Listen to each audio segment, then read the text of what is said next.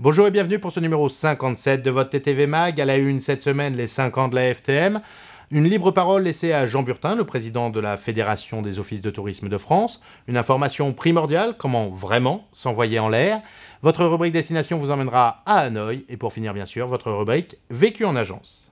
Commençons tout de suite avec quelques images de la soirée AFTM à l'occasion des 5 ans de l'Association française des travel managers. C'est tenu à Paris en début de semaine dernière. C'est un événement qui permet de renforcer le networking. L'association célébrant ses 5 ans en a profité pour dévoiler son nouveau logo et définir précisément les axes stratégiques des prochaines années. Michel Dillman a également précisé le rôle de soutien qu'avait la FTM pour l'ensemble de ses partenaires et de ses membres. Régulièrement, nous laissons une libre parole à l'un des grands décideurs du secteur du tourisme et des loisirs. Cette semaine, c'est Jean Burtin, le président de la Fédération des offices de tourisme de France, qui est notre invité. Il a choisi de s'exprimer dans le cadre des projets de développement, le rôle du tourisme qui est souvent évoqué, mais rarement considéré. Tout le monde parle de tourisme. Partout, on écrit sur le tourisme.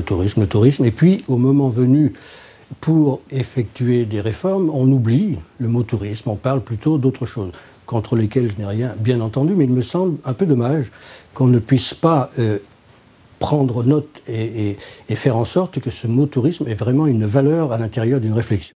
Retrouvez l'intégralité de cette libre parole sur tourisme.tv.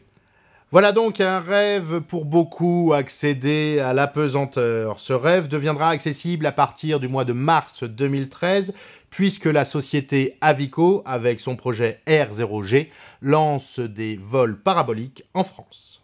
15 paraboles en tout, je vous assure que c'est mémorable, avec 40 passagers qui seront répartis en 4 groupes de 10.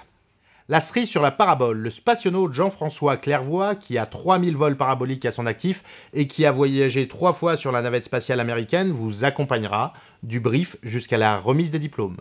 Attention, ces vols nécessitent un certificat d'aptitude médicale et coûtent environ 6 000 €.